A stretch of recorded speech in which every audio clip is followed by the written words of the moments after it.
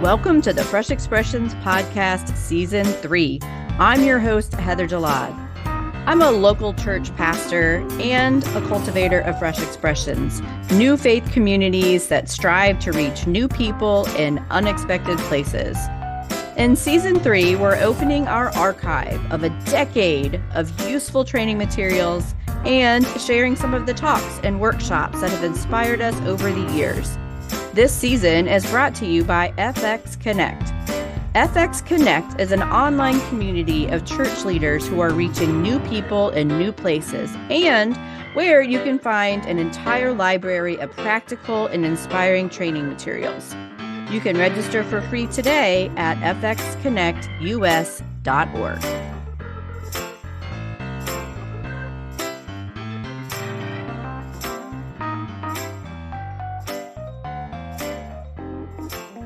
We are in for a treat today in this episode of the Fresh Expressions podcast featuring Tod Bolsinger and Dave Fitch, talking about something that might perhaps challenge our approach and practice of being the church in the world today, and that is from going fast to going slow.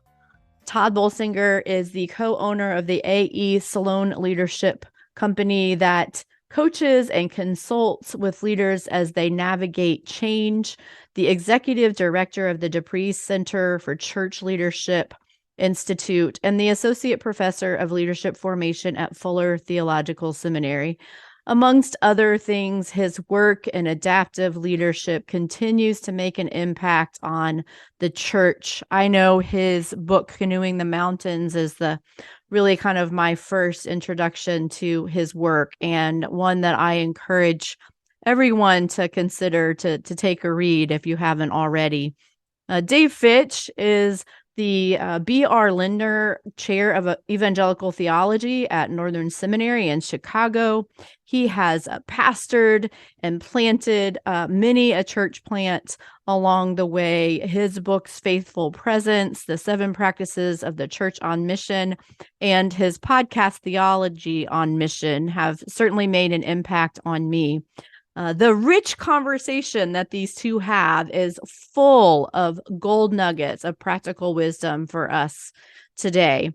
In an era of go big or go home, Dave particularly lifts up this value of going all into small, which really resonates with me as I have led churches, as I have consulted with other churches, and considering the places where we can go deeper, not wider. That's where real relationships are formed and community is built and real transformation happens.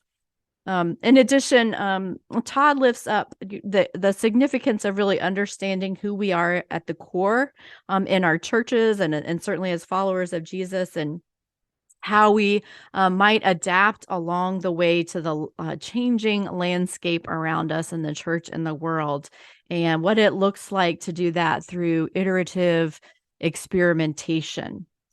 He also really emphasizes the significance of recognizing the competing values that we have and lifting those up, and what does it look like for us to embody those values in our local churches and communities, and the importance of giving the work back to the people, that this is the work of the church, not one solo heroic leader per se, but the work of the church, the body of Christ together. And if this talk is valuable to you, there are many, many more like it that you can find at fxconnectus.org.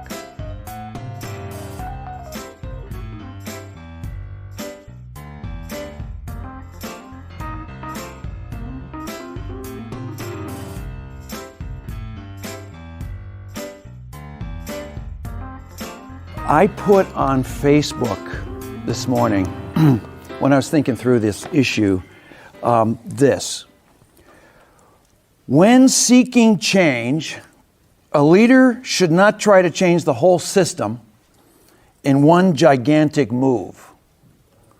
He or she should look for one point to engage a small but vulnerable point that can reveal the contradictions in the whole system.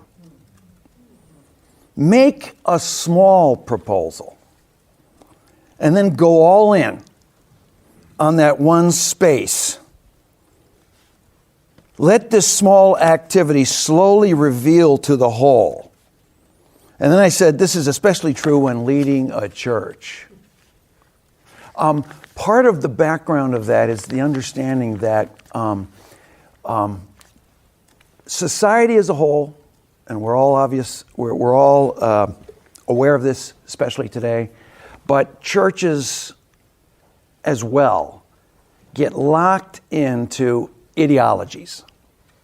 Things we believe in turn into ideologies. Ideologies often aim the person against something to get their own identity. And their identity becomes locked in to the ideological way we do things. So changing something as simple as worship music on Sunday morning has very little to do with the theology and belief of the worship and the songs and the words and the tunes and the beat and everything else. It's ideologically driven. This is the way we've always done. My identity is built around singing this particular song at this particular time. How dare you threaten my identity? And so we must start in small ways. Locate the vulnerable small place. I remember one time, remember that Larry, those of you who are older than 50, do you remember Larry Norman?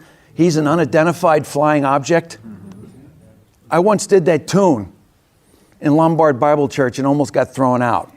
Okay, that's okay if Fitch gets thrown out of church. It's a little disruption that now we have to talk about.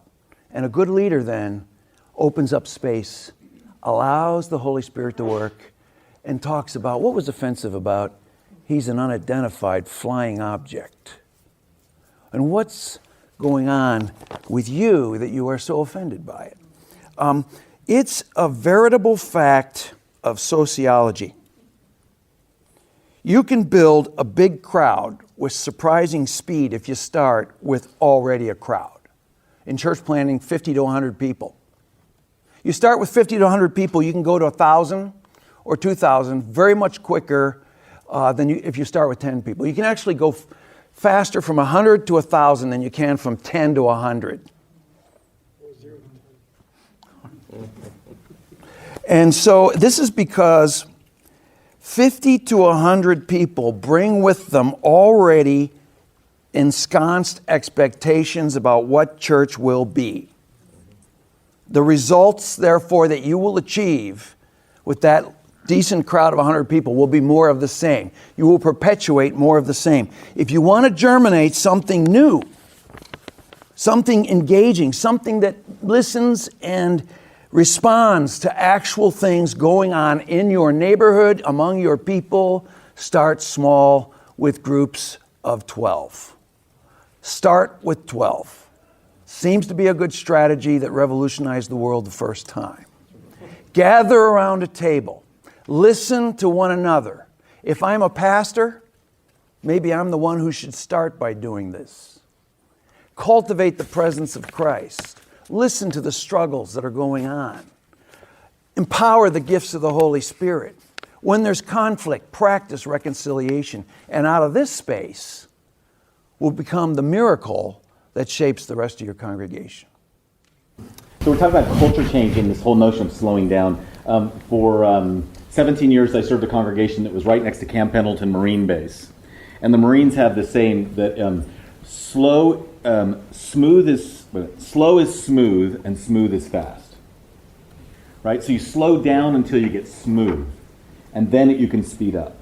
And I want to think about that, because what that's about is about slowing down until the people can begin to embody the actions you need them to take.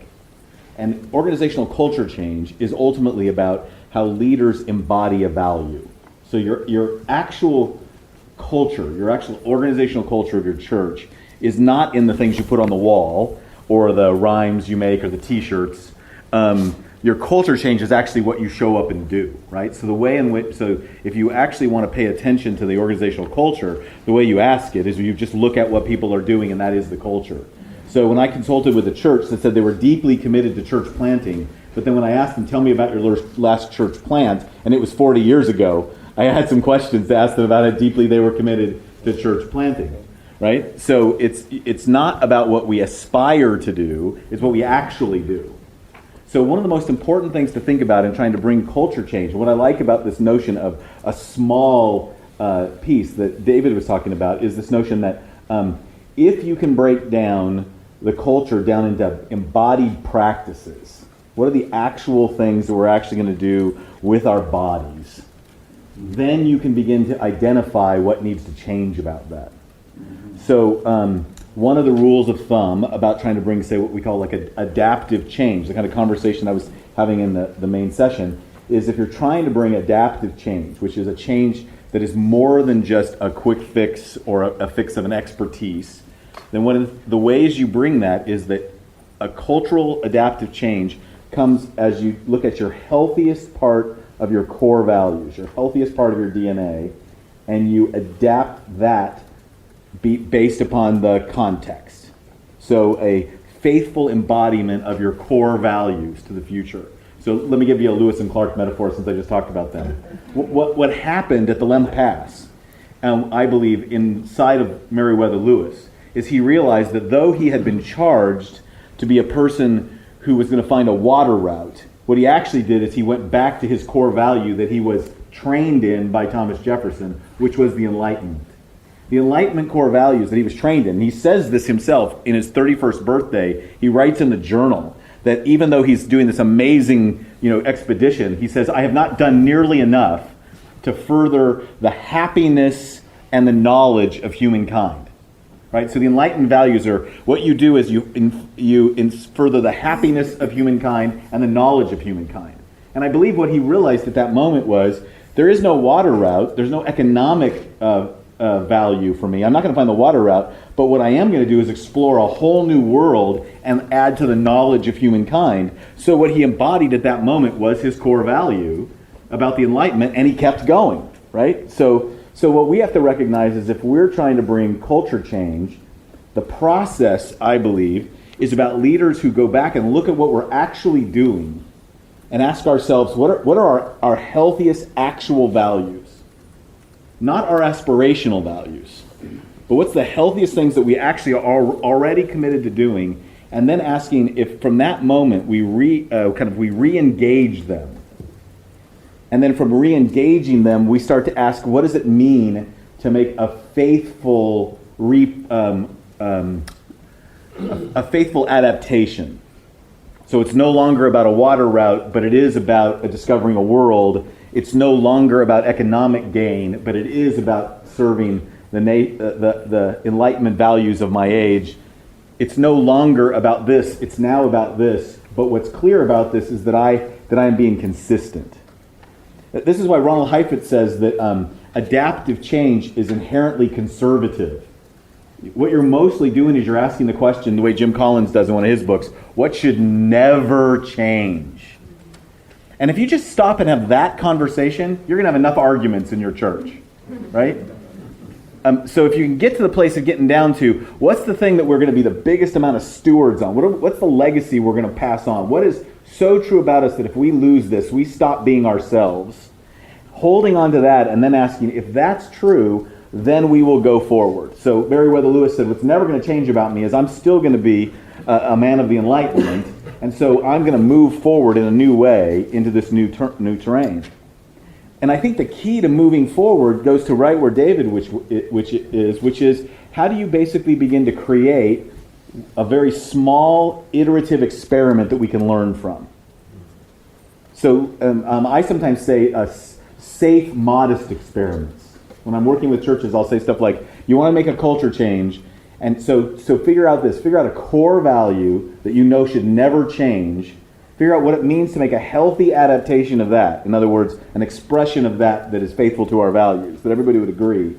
Try an experiment that will not get anybody hired, not get anybody fired, will not take so much money that it risks the whole church, but it causes us to put some skin in the game. Think of it as just a small prototype, and make your goal not does it work or not, but what do we learn from it? Right? The goal of an experiment is what you learn from it. And if you can make that your movement, what you'll discover over time is that's how you smooth everything out, right? You slow down enough to get to, here's something that's really core about us. Here's something that we know needs to adapt and not lose as we move forward. And here's an experiment that we're going to take on that is not going to be so risky we could lose the whole church over it or the whole organization over it, but it's going to cause us to make some changes. And what we're really going to learn at that moment is what happens when we do it, right? So Ed Friedman, who's a systems person, makes this example. He says, just do one thing, one small thing that will get everybody's attention, right? So he talks about stuff like move the communion table, right? Like don't move it off, just move the communion table. Why? People will notice, they'll try to pay attention, it'll raise those questions. You know, if you, I'm a firm believer that you probably don't want to be a brand new person and come in and mess with the worship service right away. Most people have, as David said, ideological, much more deeper convictions than that than they lay it on. But if you can actually say what a core value to us, whatever those core values are, we're going to live out, what does it mean for us to make an adaptation of that core value so that it moves forward? And it lets you think about the idea of how we faithfully re-engage our traditions, how we basically reconnect and kind of energize through experiments because of the context, and then we reiterate. We make experiments that help us to learn, and we keep moving them forward. And so culture change is really about the way in which we are faithfully changing our embodied practices to live out our core values in a changing world, in a changing environment. So I'll leave it at that. It's probably enough for us to tease out as we go. Yeah. Todd, do you want to start? Do you have one question you could pose to Dave about what he said? So, Dave, when I hear that, I love this notion of starting with these kind of really interesting places. But I was a senior pastor for 17 years. So where in the org chart do you think that should happen? Is that the senior pastor's job? Is that a volunteer's job? Is that like the fringe youth pastor who may not be here tomorrow if it fails? Like where do you think those experiments need to happen in an org chart way and to be the most successful? Yeah. So I've been involved in 7 church plants in my life, and only one of them got bigger than 1,000, and I was gone by then. But I've been around, especially in these last 5 years, with a lot of large churches and their leadership struggling with how to change and how to engage. And the conversations, the answer to this conversation I usually give is it has to start at the top. I don't like the idea that there's a top. But there's a top. I think Jesus is against hierarchical leadership, but that's a topic for another session. I think we ought to be in multiple leadership settings, but having said that, it's got to be the most visible person who can galvanize the most energy in this embodied leadership that you're talking about. And here's what it's going to look like. Okay, if I can just draw on John chapter 8, this is what I think it means to unwind the ideologies, unwind the dug-in parts of our churches and their identity structures. John chapter 8, Jesus is there, and they bring the adulterer in front of him, and the Pharisees say, hey, she has been caught in the sin of adultery. The law says we should stone her. What do you say? And of course, the law now has become ideological. It's now removed from the concrete everyday life of the nation of Israel, where we were being taught how to live life, and now it's going to be used against, actually, not only against the adulterer, but to make up two sides. Who's going to stone her and who's not? And Jesus does not engage. I suppose he was supposed to be writing in the sand or something. And he lets this thing stir up. And then he does what in ideological terms we call over-identification. He reveals the contradiction. He says, let you who are perfect, who have never sinned, cast the first stone. It's almost like, let's go! Let's go! And he's egging them on, and they're all realizing, whoa. And he's deconstructing the desires and the energies and the false contradictions that they're living their life on, and it flitters away. Okay, so all this to say, and then once all that's gone, we can actually deal with the issues and the problems in real life, and he can say to her, where are your accusers? He can make space for grace and say, you are forgiven and loved. Now work out what it means. Now we can discern what it means not to sin any longer. That's embodied leadership that stirs up and reveals what's going on. And that has to come from the most visible person. So I know this Methodist dude whose church was just encaptured. They couldn't get outside their four walls, and they had all these issues with drinking. No drinking, it's a sin. As soon as you drink, you are not a Christian. And what he did was he went and sat in a bar, Galewood Tap, every Thursday night. He only drank ginger ale. I wish he would have taken a light beer. I don't think it would have been a problem. But he did it lightly. He embodied the issue, and everybody said, my pastor's sitting in a bar on Thursday night. What's going on? And he said, yeah, what's the problem? Well, you're sitting in a bar on Thursday night. Yeah, what's the problem? And he opened up space, and they started to realize, well, what are we called to? Where are the lost people? I was only having a ginger ale. I think that's the kind of small, little provocative action, ironic in tone, that can open up space to discern what God's calling us to do.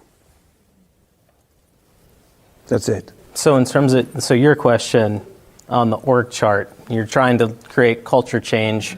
Where does it have to sit? You're suggesting it's really got to happen with the most visible person. The most visible person. That's going to be noticed at Galewood Tap on a Thursday night. Yeah. And by the way, that's not most of your issues, but whatever your issue is, and I can name about 3 hot ones right now, that if I did, we might have a storm right in the room right now. Somebody's got to go and be with this person group that is the struggle, and open up space for the kingdom, and open up space in your church for the kingdom. And what would you have a question for Todd? Okay, so as I was listening to you talk about, I'm really into this embodied, a leader who embodies the values in the direction that he's trying to go, or she's trying to go. But how many times have I heard? I think I've heard this maybe 25 times in the last 5 years. The leader, the big dog, the hierarchical top, has this vision for mission, vision for leading his church to engage these outside the walls of what goes on in the church. But he gets caught up in the machinery almost every time. The machinery swallows him up, absorbs him or her up. And it gets discouraging, so much to the point where I feel like the answer is get a big wrench and just stick it right into the machinery. Mm-hmm. Is there any other way than how do you were pastor of a very large church, how do you not get caught up in the machinery? That's the question I asked you. It's the same one, right? And so, so part. This is actually the issue. Is that what you realize is, let's say since we're talking about the pastor. If the pastor's caught up in the machinery, then the default value of the church is keep the machine running. So what you're talking about is if the pastor can find a way to provoke that, we can at least raise that issue, right? And so the way I tend to think about this is the way you bring change is by raising to the top competing values. And competing values creates the energy for being able to ask the question. So we say we want to reach out to our neighbors, but we spend all of our time and we give all of our affirmation to our pastor for keeping the institution going. So what are we basically prioritizing, and what are we going to do about that? And so for me, the embodiment of values is not something that, it's so interesting, I think, our perspective. You're like, just go to the bar and provoke. And I'm thinking, okay, my answer, I'm a Presbyterian, is like, go to the session and have a conversation. So I often think my job was to take my problem back to my session, right? You're telling us you want us to reach other people. You're telling us you want us to be a missional church, and yet I'm the most visible person, and I keep getting affirmed for, making sure the machine runs. So one of the rules of thumb is you give the work back to the people most affected. How do I give that work back to my leadership team so we can actually talk about that challenge? And how do we wrestle with it, and how do we make hard decisions about it? And so I would often say, as a pastor, I would say that whatever you want me to do, we have to start with the notion there's some stuff I'm going to not be able to do. So let's get really clear on what you can tolerate me not doing. So if it means that I can't go to every event on campus, or I can't be the person who's in charge of every Excel spreadsheet, or I can't be the person who goes to every denominational meeting, or there's some stuff I'm not going to get done. So let's have a conversation about our genuine competing values, about the things we want me to embody as the most visible person, using your idea, so that we can move the organization forward. And I think one of the differences is because you've done church plants, you're like, send somebody out there and provoke a problem, and I'm like, okay, I'm used to changing structures. I'm a Presbyterian. I'm kind of an institutional guy, right? So like I think about changing organizations, and now I'm a vice president in a seminary. So right, my job is, how do you do startups within an institution, right? How do you do innovation within an institution? Yeah. It's just two different frames to come from. I remember, so this is the difference between me and you. I was in a church. I was in a church plant, and it grew from 10 people to 200. This is right before you, maybe 2 years before you came. 220 people. We had a room that sat maybe 200 people, and I was really concerned that we had become the new hip church in town. I've never been hip. Well, I certainly have never been hip. Here was an idea that I would be interested to know how many people here would ever give a try. I proposed what I called the shutter down option. The shutter down option was, let's get rid of Sunday morning altogether for a period of 3 to 6 months and do everything we do on Sunday morning in the homes in the neighborhood. Okay? Immediately, people started... Okay, but Tod Bolsinger probably can't do that, and there's probably one good reason. And it was a reason that it didn't work in this church plant, but it did work in the next church plant after this church plant. A lot of us were making salaries, or not much, but a little bit, and we were worried, how's the offering? This was one of the first questions. How are we going to get the offerings on Sunday morning? I think we got to deal with the issue of money, folks, if we're going to have true revolution. And I don't mean that means getting rid of salaried pastors. I don't. But we have to put it out on the table. So the second church plant, the one I'm in right now, I actually proposed it, and I thought no one would go for it. And Burbaum goes for it, and he says, we're not just going to shut down Sunday morning for the summer, July and August. I said, let's just do it for July and August. He goes, no, we're going to do it for July, August, September, all the way to the beginning of Advent. I go, that's too much. We're not going to have a church left if you do this. Well, he did it anyways. And do you know, our offerings came in, and the house gathering started to flourish in the neighborhood. And people got really antsy, and they were more anxious to come back to Sunday morning gathering than they were before we quit. And it set off a new vibe into the neighborhoods. I think we ought to do it again. But that's something, could you ever pull that off in a Presbyterian church?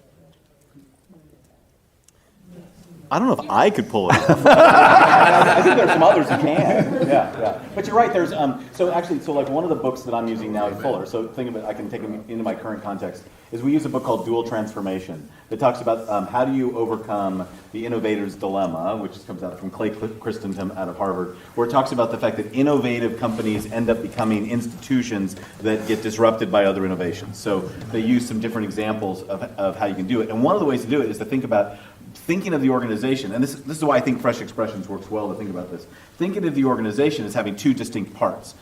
How do you make the most strategic adaptation of your core ministry, which you guys probably call the inherited church? So you're not just leaving the inherited church to die, be fat, flabby, institutional. You need to make it as lean and appropriate and a best missional adaptation itself, and at the same time have enough bandwidth to start like a new business B, a new plan B, right? I'm the new plan B at Fuller. That's my job. My job is that we have our core graduate institution under the provost, answers to the president. I'm in charge of a new division, answers to the president, and it's all about the way in which we take the resources of Fuller and make them available to the mission of God around the world, whether anybody needs a graduate degree. So it's still, it's radical, because what it says to our faculty and to our, we're still doing scholarship, we're still doing teaching, we're still doing graduate work, but we're also leveraging that in a whole new environment to give to people embodied in their context, in their embedded context, giving them access to that. What you're saying is like, could we shut down the seminary and like stop teaching classes for a year or two to do this new thing? And the answer to me is there's no way we could do that. It would be kind of dumb anyway for us. But if we don't try some experiment over here, you know, if you're, I mean, you can be Netflix and you can disrupt Blockbuster and get rid of tapes. But even Netflix figured out it needed to go to streaming. And so there's this secondary angle that I want to talk about. And that's why when I talk about culture change, like what is our core value? At Fuller, Mark Labradin, our president, said Fuller wasn't started by one person. Fuller was started by two people. One was Harold John Ockengay, who was an academic, and the other was Charlie Fuller, who was a radio evangelist. And Fuller's always had, as a deep core value, a commitment to both scholarship and mission and evangelism. But it's always in the past done it by saying, we're going to do scholarship, and those people are then going to do mission. Now we're saying, here's the radical change. We're going to do scholarship, and we're going to do a commitment to mission and leadership formation simultaneously. Now, in terms of scale, our graduate program is way bigger than my little division. But in terms of importance and resources we're putting to it and money we're raising, it's now becoming a new experiment. So you get basically two different ways of thinking about innovation and culture change. One that can be more radical because it's out of a new church, and the other is the way I try to think about it is how do you make institutions that are going to be here whether we like it or not? We could argue about that, but I actually think there's a value in institutions more nimble and more innovative, so that we're not wasting. So we're not basically setting aside all of that investment that people have made for years and years and years. Yeah. Mm-hmm. I want to kind of frame it in this way, reading the description for this. Culture change, whether in an organization or a society, is a complex task that requires leaders to find a way to offer an outsider's perspective while being firmly part of that culture. Todd's exactly what you were just speaking to. David Brooks calls this operating at the edge of the inside.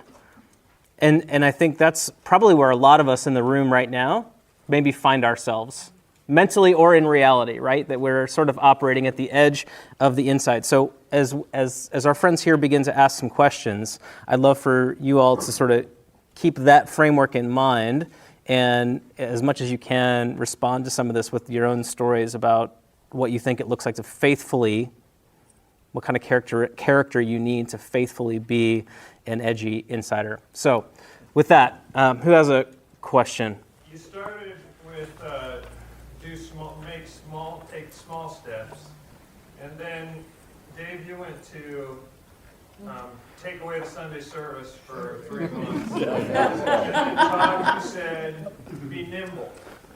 Small seems to communicate generally slower. Taking away a Sunday service doesn't sound small, and nimble talks about quicker. Talk about that sort of tension. How does that work? So for me, notice I said slow is smooth and smooth is fast, right? So my deal is the way you slow down until we get really clear that we're not going to trip over each other. We understand where we're going, we're going to do. We make an experiment out of it that we can actually try and take on. So go back to Dave's question. As a Presbyterian, no, I wouldn't get rid of the Sunday morning service, right?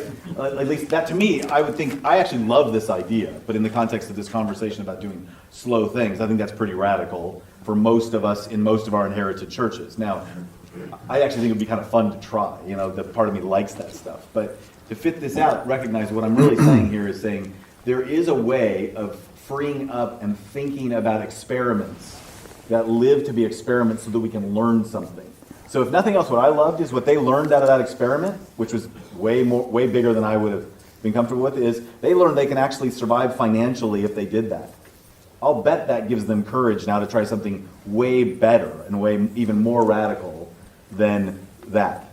So what do we learn is a really important way of bringing this together. I'm trying to figure out what's the thing I learned that I wouldn't have seen before if I didn't try an experiment. You want to talk about the difference between start small and the nuclear option?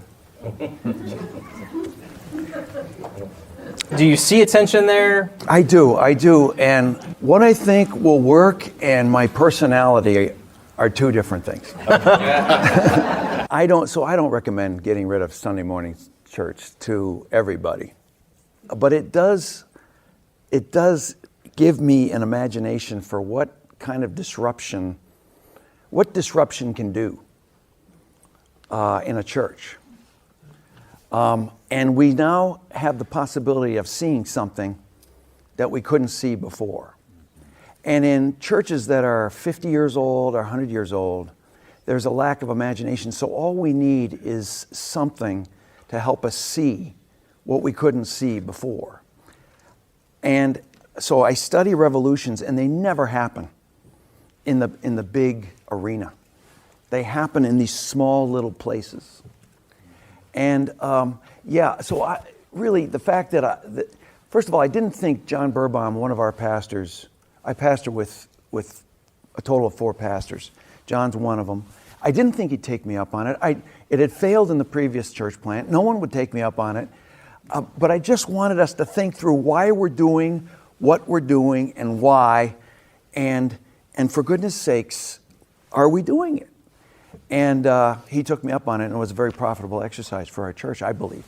All that to say, I think that kind of disruption is possible in bigger churches, but you must do it in small, sneaky, disruptive, ironic ways. Enter in to the antagonisms and the things people are holding on to. Cause a little disruption. Make space, talk it through.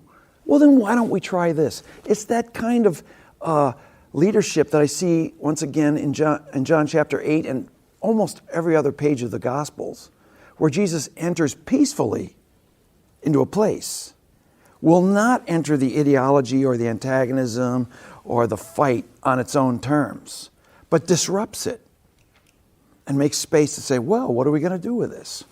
And that's what I'm aiming for. Dave, you talked about the power of 12 as a starting point, and I think there's wonderful reasons for starting in that. It's a great size group to do things. But as you start with 12, you grow to 50 or 100 or 1,000 in that process. How do you keep the power of smallness within the context of larger groups? Yeah, well, in our church, I was showing this map yesterday. So I copied this map, and I really pathetically drew a church in the middle of both maps. One had 100, but the arrows went out. And there's a house here, and there's a house here. And from this house, I call it the third circle, the half circle, various places we're inhabiting among the lost, the hurting, and the broken. And I argued, okay, this church of 100 really has 1,000 people, if you look at all the relationships and the spaces that are open. And then I had another picture of the same map with a large church of 1,000 where all the arrows were going in. I realize, by the way, this is merely a provocative back and forth. I don't claim all large churches are attractional and all small churches are this way. But if we have the right imagination for what church is, the church is not only Sunday morning, but rather Sunday morning is part of something that goes 7 days a week.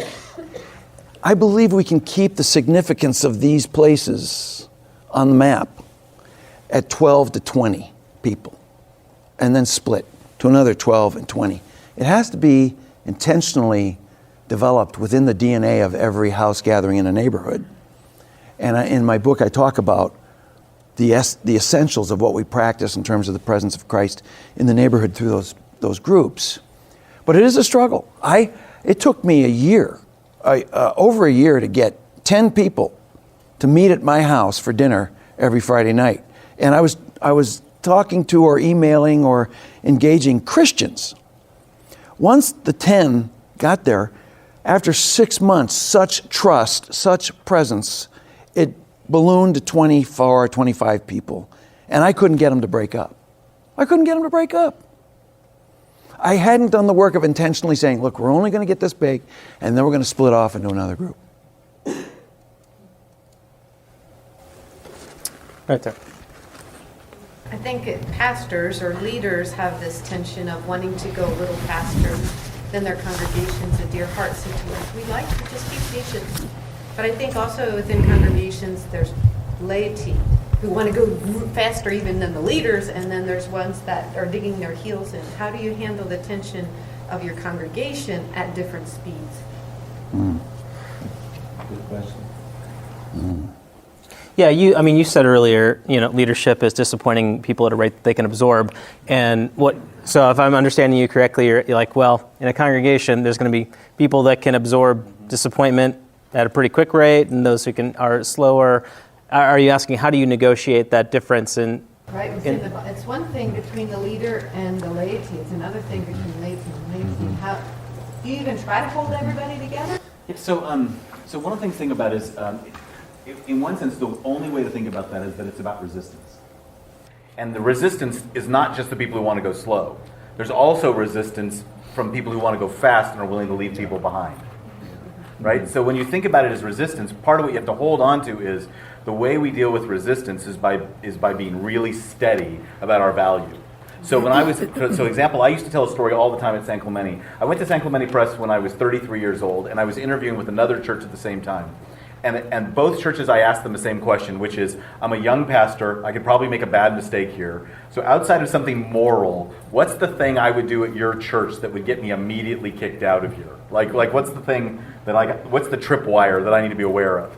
And one church said, man, you'll be safe if you just go slow. The other church said, you'll be safe if you can figure a way to keep us all together. Now here's a question I would ask you to think about. Which church do you want to go to? Right? Those are both my personality. I went to the church that said keep us together. Because the church that said just go slow, there's no way I could ever go slow enough for everybody. And for the church that said keep us all together, I could say, look, we're going, and we might have to carry some of you, but we're all going to go, right? And so, we're going to go as fast as we can carry. As fast as we can carry the slowest person. But we're bringing that person. If they want to jump off and go, they can. But we are going. So there's a place where working through. For us, it was about our value. One value was about we really want to change, but we're afraid of making everybody scared. The other value really was, and the second church, the church I went to, had just gone through a split. So their big thing was, we just want to stay together. Okay, well, we're going to learn how to stay together, but we are going. Right? And so those are competing values, and my job was to hold that. Which always meant, you were in my seminar yesterday, it's always meant dealing with the heat. How do you keep enough urgency to keep us moving, but not so much that, it's like, I use a crock pot analogy, right? If you have the right amount of ingredients at the right amount of time with the right amount of heat, you can feed everybody. But if it's too high, you'll scorch them, it burns, and you got to throw it out. And if it's too low, everybody's happy, but nothing gets transformed, and pretty soon you've spoiled the meat, wasted the vegetables, and you don't want to put wine in there to start with because now it's ruined, right? So how can you actually keep the right amount of urgency and the right amount of security to move people through? It's what Ronald Heifetz refers to as a holding environment. Creating the right holding environment that allows there to be the right transformation at the right time. There's always people who just want to turn that heat up and move it, and they're mad if anybody else won't go with them. That's as much resistance as people who say, no matter what you do, we don't want you to move. And this is the tension we're in a lot of places. And I got to admit, as a person who's mostly been cultivated out of power, I am just more on the conservative side. I'm more comfortable with the status quo. And oftentimes, I need those people in my congregation going, you don't have enough heat going on. You need to turn that thing up. But It's often my job that I'm in tension with those folks and need to be, right? So that's that. There's no science out of that. That is art. That's cultivating fire. You need to tend to that fire at the right time, and that's attention, and that's wisdom, and that's a lot of tasting of the stew to make sure it's going well, right? So yeah. Yeah. So I have an ecclesiology that believes conflict is good.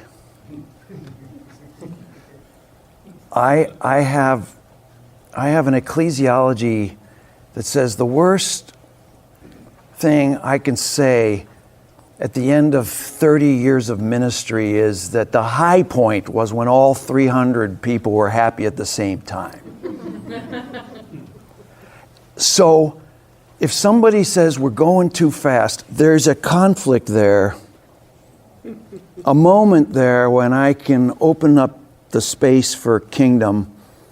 Why? Why are we going too fast? What are we doing that you don't like? And there's space for discipleship and reconciliation and all sorts of good things. Same way with the person who says we're going too slow. And 9 times out of 10, I'm the one who's probably going to go too slow or too fast. So I'm the one who needs to learn, am I going too slow or am I going too fast? Every situation is a new moment to lead this congregation one step further into the kingdom. I like too slow or too fast. I think that's a sign something's happening. If everybody goes to church on Sunday morning and is completely happy, we've got a problem. Todd, what I heard you say in the pre-conference yesterday, and right now as you were talking about it, like I think about that as pastoral dexterity, right? You sit in a position of power and leadership, and you've got to know as the pastor how you're calibrating those things, and that takes a tremendous amount of dexterity on your part. And Dave, so we've been in church community together, and one of the things that I've observed about our ecclesiology and your approach is that there's significant congregational discernment that takes place about where we're going. At least that it wasn't, we didn't operate in a way that the pastor goes off and on a metaphorical mountain and comes down with a vision.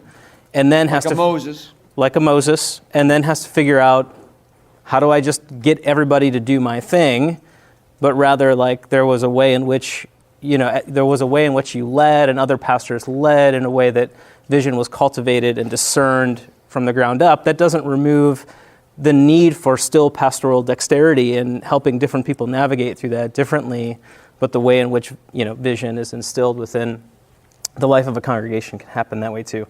We have 1 minute before we have to go. Anyone have a burning question? As you're talking about building culture in the church internally, how do you maintain a healthy moving forward with the 12? And so you're 10 years in, you're thriving, you've got a church going from 200 to 500, 500 to 1,000. How do you meet the new person you just got saved off the street and bring them into the culture? Do you have any experience in front of them? Great question. In 1 minute or less. I believe unless you're leading and living the Christian life in 3 circles, of which the table of 12 is one, you are not living the Christian life. And therefore, so for me, I had to learn this later in life. I'm not as old as he thinks I am. Well, actually, he knows how old I am, but later in life, I had to learn just how impactful it was opening up space with the hurting, the lost, being with the least of these, that the risen Christ was there. And therefore, I can't just live my life in the circle on Sunday morning or the circle in my house, or else I will become introverted, stale, insulated, and curmudgeonly. You're probably thinking you're already that, but it'd be much worse. So to me, we need to lead our people out. Everybody's got to have what I call a half circle space, a space to be guest among the hurting for their life to be truly lived in the way of Christ.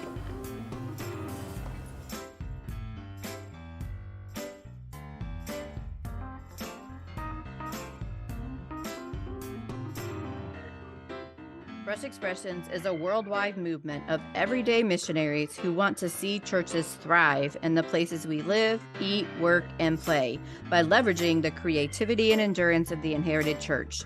To learn a simple 5-phase process for starting a new expression of church, go to freshexpressions.com/how to start.